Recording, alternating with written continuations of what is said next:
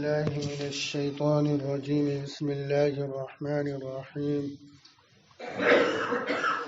يا أيها الذين آمنوا إذا نكحتم المؤمنات ثم طلقتموهن من قبل أن تمسوهن فما لكم عليهن من عدة تعتدونها فمتعوهن وسرحوهن سراحا جميلا يا أيها النبي إنا أحللنا لك أزواجك اللاتي آتيت أجورهن وما ملكت يمينك مما أفاء الله عليك وبنات عمك وبنات عماتك وبنات خالك وبنات خالاتك اللاتي هاجرن معك وامرأة مؤمنة إن وهبت نفسها للنبي إن أراد النبي أن يستنكحها خالصة لك من دون المؤمنين قد علمنا ما فرضنا عليهم في أزواجهم وما ملكت أيمانهم لكي لا يكون عليك حرج وكان الله غفورا رحيما.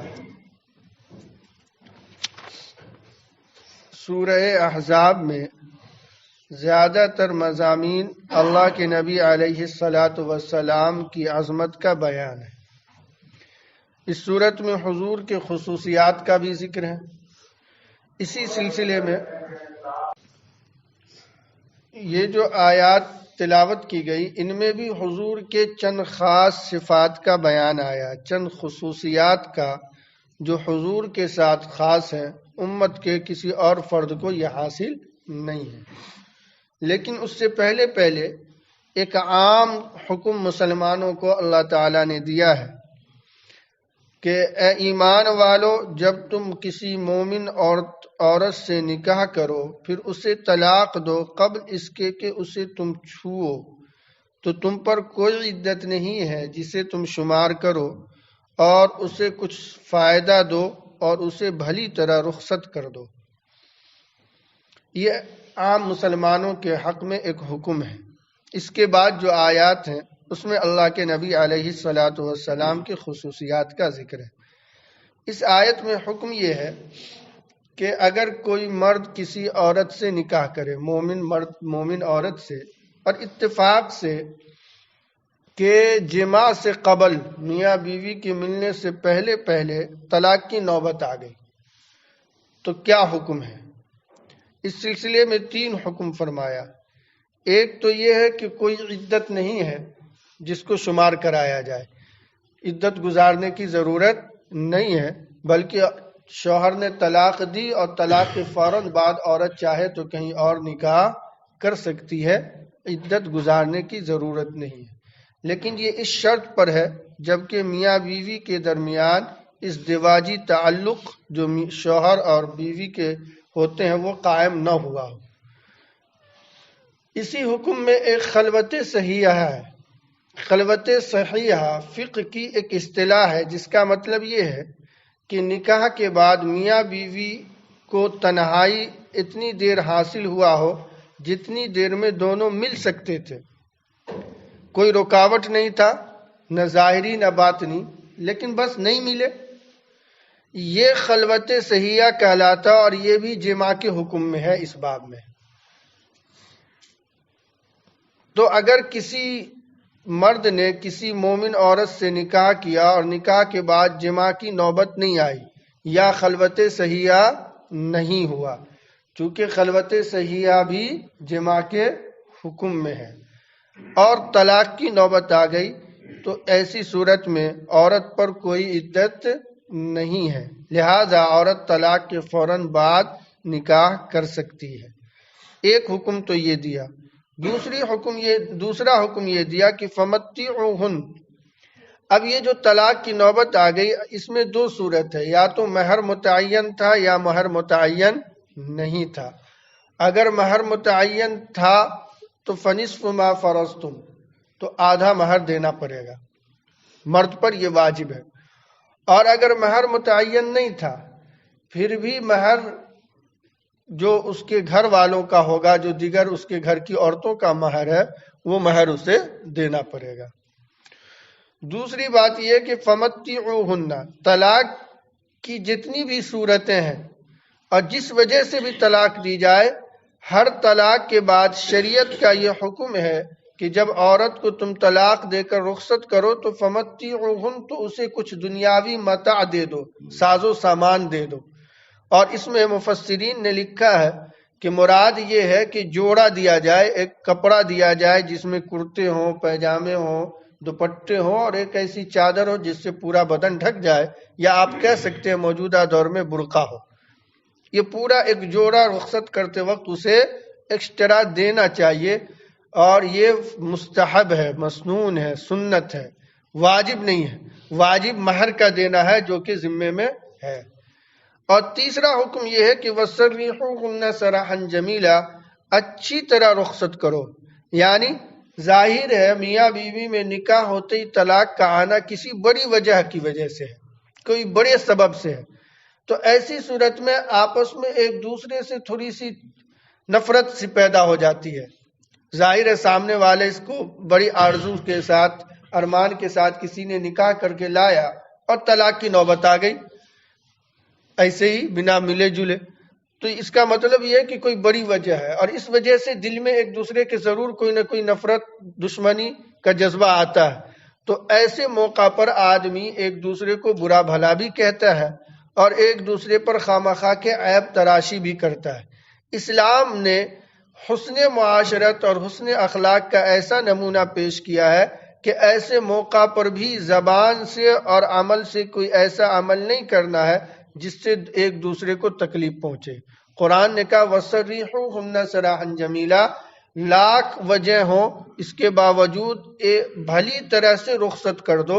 بھلی طرح سے رخصت کا مطلب یہ ہے کہ زبان سے بھی نہیں اسے کوئی برا بھلا کہا جائے گا، اور نہ کوئی ایسا کام کیا جائے گا جس سے اس کو تکلیف پہنچے، بلکہ بالکل آرام سے، محبت سے اور ایک اعزاز کے ساتھ اسے، ٹھیک ہے نباہ نہیں ہو سکا، ایک دوسرے کا مزاج نہیں مل سکا، ایک دوسرے کے زوجیت میں نہیں رہ سکے، اس کا یہ مطلب نہیں ہے کہ ایک دوسرے کو ذلیل کر کے آپس میں ایک دوسرے کی عزت اچھالی جائے۔ شریعت کا یہ مزاج نہیں ہے، دنیا کے دیگر مذاہب میں یہ بات نہیں ہے، دنیا کے کوئی بھی مذہب میں یہ بات نہیں ہے کہ دشمن کا یوں اکرام کیا جائے کہ اسے جوڑا اور کپڑا دے کر رخصت کیا جائے اور اسے اچھی طرح رخصت کیا جائے۔ یہ اسلام کا حسن معاشرت ہے اور اسلام کا حسن اخلاق ہے۔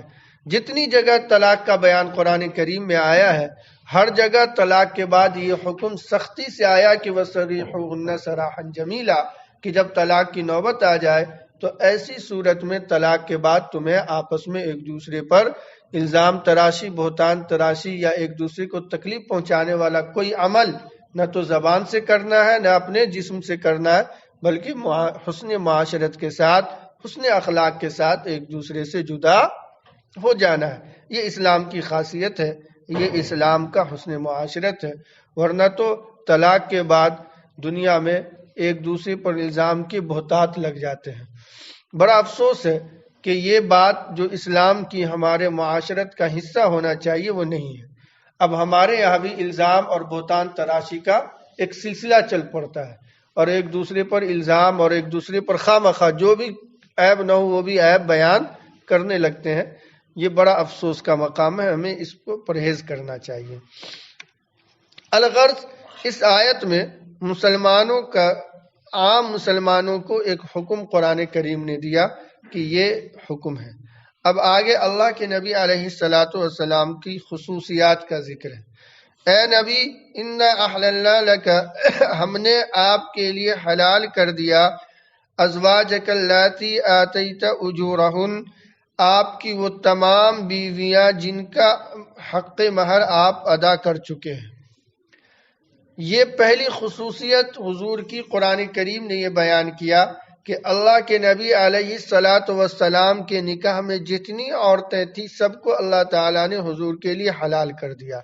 حالانکہ عام مسلمانوں کے لیے 4 سے زائد شادی کرنا جائز نہیں ہے، لیکن اللہ کے نبی علیہ الصلاۃ والسلام کے لیے اللہ تعالیٰ نے اس سے زائد کو حلال قرار دیا کہ جتنے سے آپ نے نکاح کیا ہے وہ سب آپ کے لیے حلال ہے۔ اور جس وقت یہ آیت نازل ہوئی اس وقت 9 بیویاں آپ کی زوجیت میں تھیں، لہذا عام مسلمانوں کے لیے تو 4 سے زائد نکاح کرنا جائز نہیں، لیکن حضور نے جتنی سے بھی نکاح کیا سب کے سب آپ کے لیے حلال قرار دی گئیں۔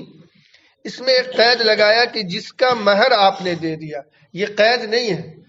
اگر حضور مہر نہ بھی دیتے تو حضور پر مہر دینا واجب نہیں تھا۔ مطلب یہ ہے کہ چونکہ آپ کا مزاج تھا کہ آپ نے جن سے بھی نکاح کیا پہلی فرصت میں آپ نے ہر ایک کا مہر ادا کیا تھا، ورنہ آپ پر مہر واجب نہیں تھا، امت پر مہر واجب ہے۔ اگر ہم مہر کا انکار بھی کریں اس کے باوجود یہ ختم نہیں ہوگا، ہر حال میں مہر واجب ہے۔ لیکن اللہ کے نبی علیہ الصلاۃ والسلام کے لیے یہ بات نہیں تھی۔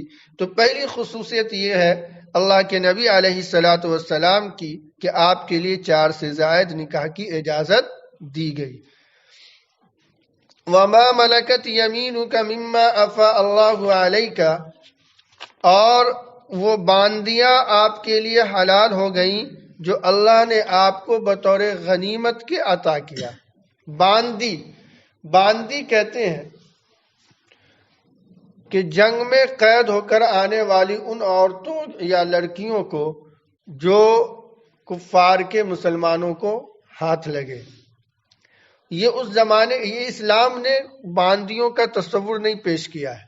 اسلام سے پہلے سے زمانے جاہلیت میں یہ سلسلہ چلتا رہا ہے کہ اگر کسی سے کسی کو جنگ ہو، کسی قبیلے کو، تو جو جنگ ہار جائے اس کی عورتوں کو یہ لوگ فتح پانے والے لوگ باندی بنایا کرتے تھے۔ تو یہ سلسلہ اسلام میں بھی جاری رہا۔ پھر اسلام نے دھیرے دھیرے اس پر بین لگانا شروع کیا اور غلاموں کو اور باندیوں کو آزاد کرنے کی ترغیب دلائی کہ زیادہ سے زیادہ باندی آزاد کرو، غلام کو آزاد کرو، اور بہت سے گناہ کا کفارہ کے طور پر یہ کہہ دیا کہ باندی کو اور غلام کو آزاد کرو۔ تو اسلام نے غلام یا باندی کا تصور پیش نہیں کیا، بلکہ پہلے سے اس کا تصور تھا۔ اسلام نے اس پر دھیرے دھیرے بین لگایا اور لوگوں کو مزاج بنایا کہ اگر تمہارے قید میں کوئی باندی یا غلام آ جائے تو تم اسے آزاد کرو۔ اور بہت سے گناہ کے کفارے میں بھی قرآن کریم نے یہ شرط لگا دی کہ غلام اور باندی کو آزاد کرو، اور یہ اسی لیے لگایا کہ دھیرے دھیرے یہ غلام اور باندی کا تصور دنیا سے ختم ہو جائے۔ خیر، جب تک یہ تھا اس وقت یہ بات تھی کہ اگر مسلمانوں کو فتح حاصل ہو اور ان کی لڑکیاں ہاتھ آئے تو یہ بحیثیت باندی ہر ایک کے حصے میں آیا کرتی تھی۔ اللہ تعالیٰ نے حضور کے لیے ان باندیوں کو حلال قرار دے دیا، یعنی آپ ان سے صحبت کرنا چاہیں تو کر سکتے تھے۔ لیکن سوال یہ ہے کہ یہ تو عام مسلمانوں کے لیے بھی یہی حکم تھا کہ عام مسلمان کے حصے میں بھی جو باندیاں آ جائیں ان باندیوں سے عام مسلمانوں کو بھی صحبت کرنا حلال تھا۔ تو پھر حضور کی خاصیت کیا ہوئی؟ حضور کی خاصیت اس میں یوں ہے کہ عام مسلمانوں کے لیے اس وقت تک باندیاں حلال نہیں ہوتی مال غنیمت میں آنے والی جب تک کہ اس کے حصے میں وہ باندی نہ آئے، لیکن حضور کے لیے بغیر تقسیم کے اللہ تعالیٰ نے یہ اجازت دی تھی کہ آپ جتنا چاہیں تقسیم سے پہلے پہلے ان باندیوں کو اپنے پاس رکھ سکتے ہیں۔ ایک بات تو یہ تھی۔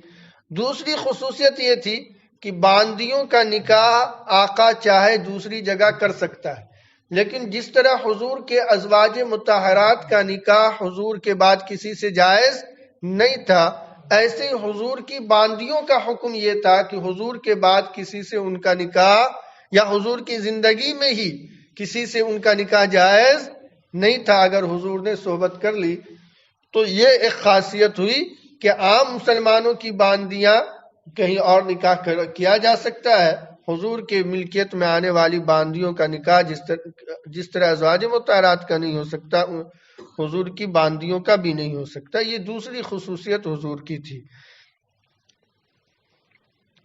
وَبَنَاتِ عَمِّكَ وَبَنَاتِ عَمَّاتِكَ وَبَنَاتِ خَالِكَ وَبَنَاتِ خَالَاتِكَ اللَّاتِي هَاجَرْنَ مَعَكَ، اور آپ کی پھوپھی کی لڑکیاں اور آپ کی چچا کی بیٹیاں اور آپ کے ماموں کی بیٹیاں اور آپ کی خالاؤں کی بیٹیاں جنہوں نے آپ کے ساتھ ہجرت کی، اللہ نے آپ کے لیے حلال قرار دے دیا۔ باپ کے رشتہ داروں کی گھر کی بچیاں، باپ کے رشتہ داروں میں پھوپھی آتی ہیں اور چچا آتے ہیں، اور ماں کے رشتہ داروں کی بچیاں، ماں کے رشتہ داروں میں ماموں ہیں اور خالائیں ہیں، ان سب کی بچیاں عام مسلمانوں کے لیے حلال ہے، آپس میں نکاح ہو سکتا ہے، چچیری بہن سے، پھپھیری بہن سے، ممیری بہن سے اور خلیری بہن سے نکاح ایک دوسرے کا ہو سکتا ہے، جائز ہے۔ یہ عام مسلمانوں کے لیے حکم ہے۔ حضور کے لیے اس میں ایک قید لگا دیا گیا کہ یہ سب آپ کے لیے اس وقت تک حلال ہے، ہاجرن معک، جبکہ انہوں نے مکہ سے ہجرت کی ہو مدینہ کے لیے۔ اگر انہوں نے ہجرت نہیں کی تو آپ کے لیے ان سے نکاح کرنا حلال نہیں ہے۔ عام مسلمانوں کے لیے یہ قید نہیں تھا، عام مسلمانوں کے لیے اپنی ان بہنوں سے، پھپھیری، چچیری، خلیری، ممیری سے بغیر کسی شرط کے نکاح کرنا حلال تھا، کوئی اس میں قید اور شرط نہیں تھا۔ حضور کے لیے یہ شرط کیوں ہے؟ اصل میں حضور کے لیے یہ شرط حضور کی خصوصیت کو بیان کرنا ہے، اور حضور کی خصوصیت اس میں اس طور پر ہے کہ دیکھیے، خاندان کی بچیاں جب آپس میں خاندان میں رشتے ہوتے ہیں نا کسی لڑکے اور لڑکی کا، تو چونکہ خاندان کی بچی جو ہوتی ہے تو ان کا مزاج خاندان سے باہر کی بچیوں کے مقابلے میں اونچا ہوتا ہے۔ کسی مرد کے نکاح میں اگر خاندان کی لڑکی ہو اور ایک اس کا جو رویہ مرد کے ساتھ ہوگا اپنے شوہر کے ساتھ، خاندان سے باہر کی جو بچی ہو اس کے مقابلے میں کم ہوتا ہے، وہ اپنے آپ کو شوہر کے مقابلے میں ہم پلہ سمجھتی ہے، چونکہ خاندان کی ہوتی ہے، اس کے سامنے ایک دوسرے کے سارے راز ہوتے ہیں، اور جب باہر سے آتی ہے وہ تھوڑا نیچے درجہ میں رہتی ہے اور اپنے آپ کو شوہر سے کمتر محسوس کرتی ہے، لیکن جو خاندان کی بچیاں ہے وہ اپنے آپ کو ہم پلہ سمجھتی ہے۔ اب اگر حضور کے لیے بغیر ہجرت کے ان بچیوں کو حلال قرار دیا جاتا تو یہ حضور سے اپنے آپ کو مقابلہ کرتی اور اپنے آپ کو برابر سمجھتی، تو اس لیے اللہ تعالیٰ نے یہ شرط لگا دی کہ یہ ہجرت کرے، اور ہجرت سے یہ بات سمجھ میں آئے گی کہ انہوں نے اللہ کے رسول کی محبت میں ہجرت کیا ہے۔ تو اب حضور کی محبت میں ہجرت کر کے اگر کوئی آئی ہے اور پھر حضور سے نکاح میں آئے گی تو وہ تو حضور کو اپنے آپ کے اپنے اوپر احسان سمجھے گی کہ حضور نے ہم سے نکاح کر لیا۔ لیکن اگر ہجرت کر کے نہ آتی یہ بہنیں حضور کی رشتہ دار کی اور پھر حضور ان سے نکاح کرتے تو وہ جو خاندانی مزاج میں تعلی ہوتا ہے، بلندی ہوتا ہے، وہ حضور کے ساتھ بھی رویہ ہوتا، اور اس میں حضور کے لیے حضور کی شان کے خلاف ہے کہ حضور کے گھر کی بچیاں ہی کیوں نہ ہو وہ حضور سے اپنے آپ کو ہم پلہ سمجھے، یہ حضور کے سامنے ان کے لیے جائز نہیں تھا۔ اس طور پر قید لگا دیا گیا ہجرت کا تاکہ ان کے دل میں یہ ظاہر ہجرت کون کرے گی؟ وہی کر سکتی ہے جس کو حضور سے سچی محبت ہوگی، اور جب سچی محبت ہوگی حضور کی تو حضور کے ماتحت رہنا اپنے لیے قابل فخر سمجھے گی۔ اس لیے عام مومنوں کے لیے تو یہ حکم نہیں تھا کہ ہجرت کرے تب بھی نکاح جائز ہے، لیکن حضور کے لیے یہ شرط تھا کہ اگر یہ رشتہ دار کی بچیاں ہجرت کر کے آئیں اور پھر آپ ان سے نکاح کرنا چاہیں تو کر سکتے ہیں۔ یہ حضور کی تیسری خاصیت تھی۔ ہجرت کرنے میں یہ قید نہیں ہے کہ حضور کے ساتھ ہجرت کرے، نہیں، جب بھی چاہے ہجرت کر کے آ جائے، چاہے پہلے یا بعد میں، ہجرت شرط ہے، وہ ہجرت کر کے مکہ سے مدینہ آئے تو حضور نکاح کر سکتے ہیں۔ یہ تیسری خاصیت تھی۔ وَامْرَأَةً مُؤْمِنَةً إِنْ وَهَبَتْ نَفْسَهَا لِلنَّبِيِّ، اور ایسی مومنہ عورت جو کہ اپنے آپ کو حضور کے حوالے کر دے اور حضور اس سے نکاح کرنا چاہتے ہوں، خالصۃ لک من دون المؤمنین، یہ سب آپ کی خصوصیت ہے نہ کہ دوسرے مومنین کے لیے۔ چوتھی صفت آپ کی یہ ہے خصوصیت کہ اگر کوئی مومن عورت اپنے آپ کو بغیر مہر کے حضور کے نکاح میں دینا چاہے تو حضور اس سے نکاح کرنا چاہے تو کر سکتے ہیں، آپ پر مہر واجب نہیں تھا۔ لیکن عام مسلمانوں کے لیے یہ حکم ہے کہ عام مسلمان کسی بھی عورت سے نکاح کرے، چاہے عورت نکاح کے لیے مہر کے لیے منع کر دے یا شوہر مہر کے لیے منع کر دے، خاندان کے سارے لوگ مل کر یہ طے کر دیں کہ اس نکاح میں کوئی مہر نہیں ہے، پھر بھی مہر واجب ہوگا، ہر حال میں شوہر کو مہر دینا پڑے گا۔ یہ جو مہر ہے، مہر بندے کا حق نہیں ہے، شریعت کا حق ہے، اور جو چیز شرعی حق ہو وہ شریعت بندے کو ساقط کرنے کا حق نہیں ہوتا۔ شرعی حق کا کیا مطلب ہے؟ شرعی حق کا مطلب یہ ہے کہ کوئی چیز اللہ تعالی نے فرض کر دیا یا اس کے رسول نے واجب کر دیا ہو۔ اللہ اور اس کے رسول جب کسی چیز کو واجب کر دیں تو وہ حق شرعی کہلاتا ہے، اور اس چیز کو ختم کرنے کا اختیار کسی کو نہیں ہوتا۔ تو یہ مہر بھی حق شرعی ہے۔ قرآن نے صاف کہہ دیا کہ تم مال خرچ کر کے عورت کو نکاح میں لاؤ، لہذا اس مہر کو ختم کرنے کا اختیار پورے خاندان کو نہیں ہے۔ سب مل کے یہ طے کر لیں کہ اس نکاح میں کوئی مہر نہیں ہے، تب بھی مہر مثل یعنی اس کے گھر کی عورت کا جو دیگر عورتوں کا مہر ہوگا اس عورت کا مہر ہوگا۔ لیکن حضور کے لیے یہ خاصیت تھی، اللہ تعالیٰ نے یہ حکم فرمایا کہ اگر کوئی مومنہ عورت آپ کو آپ کے حوالے کرنا چاہے بغیر کسی مہر کے، اور آپ نکاح کرنا چاہیں تو آپ کے لیے جائز ہے، بغیر مہر کے آپ پر مہر واجب نہیں ہے۔ یہ آپ کی خاصیت تھی۔ یہ سب جو خصوصیت بیان ہوا، یہ چوتھی خصوصیت قرآن کریم نے کہا خالصۃ لک من دون المؤمنین، یہ سارے صفات، یہ خصوصیات آپ کے ساتھ خاص ہیں، دوسرے مومن کو یہ حاصل نہیں ہے۔ قد علمنا ما فرضنا علیہم فی ازواجہم وما ملکت ایمانہم، تحقیق کہ ہم خوب جانتے ہیں ان حقوق کو جو ہم نے ان مردوں کے لیے فرض کیا ان کی بیویوں کے سلسلے میں اور ان کے باندیوں کے سلسلے میں۔ قرآن کریم یہ کہتا ہے، اللہ تعالیٰ فرماتے ہیں کہ یہ سارے خصوصیات جو ذکر ہوئے یہ آپ کے لیے، دیگر مسلمانوں کے لیے کیا ہے؟ جو چیز ہم نے فرض کیا وہ ہم انہیں جانتے ہیں ان کی بیویوں کے سلسلے میں اور ان کی باندیوں کے سلسلے میں۔ بیویوں کے سلسلے کا مطلب یہ ہے کہ ہم نے یہ طے کر دیا کہ 4 سے زائد نکاح نہیں کر سکتے، تو دوسرے مسلمانوں کے سلسلے میں یہ ہم نے فرض کر دیا، اور یہ بھی فرض کر دیا کہ ان کی باندیوں کا نکاح کہیں اور ہو سکتا ہے، جبکہ حضور کے باندیوں کا نکاح نہیں ہو سکتا۔ ایک چیز حضور کی اور خاصیت، غیر مسلم میں سے یہودی اور عیسائی عورت سے مسلمانوں کا نکاح حلال تھا۔ جو واقعی غیر یہودی ہیں، جو اہل کتاب ہیں، یہ جو تحریف شدہ موجودہ دور کے یہودی ہیں اور عیسائی ہیں، ان سے نکاح حلال نہیں ہے۔ یہ بات اچھی طرح سمجھ لیں، موجودہ دور کے جو عیسائی اور یہودی ہیں یہ اہل کتاب نہیں ہے، کیونکہ ان کا ایمان و عقیدہ شرکیہ ہے، یہ عیسیٰ علیہ السلام کو خدا مانتے ہیں جو کہ شرک ہے، یہ اہل کتاب نہیں ہے۔ اس لیے موجودہ دور کے عیسائی اور یہودی عورتوں سے نکاح جائز نہیں۔ ان یہودی اور عیسائی سے جو واقعی اہل کتاب میں سے ہے، جن کا اصل تورات اور اصل انجیل پر عقیدہ اور ایمان ہو اور شرکیہ عقائد نہ ہو، تو ان کی عورتوں سے عام مسلمانوں کے لیے نکاح حلال ہے، لیکن حضور کے لیے ان عورتوں سے نکاح حلال نہیں تھا۔ حضور کے لیے صرف مومنہ عورت سے نکاح حلال تھا۔ اور یہ کیوں؟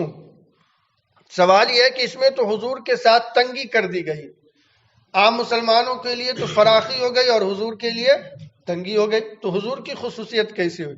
نہیں، اس میں حضور کی خصوصیت یہ ہے کہ مسلمان عورت نکاح میں آئے گی تو وہ حضور کے عائلی زندگی، گھریلو زندگی کے مسائل سے امت کو آگاہ کریں گی، اور اگر عیسائی اور یہودی عورتیں آئیں گی تو چونکہ ان کو اسلام سے کوئی مطلب نہیں ہے، اگرچہ وہ حضور کی بیوی تو بن جائیں گی لیکن اسلام سے ان کو مطلب نہیں ہے، تو وہ اسلامی تعلیمات نہ سیکھیں گی نہ آگے بڑھائیں گی۔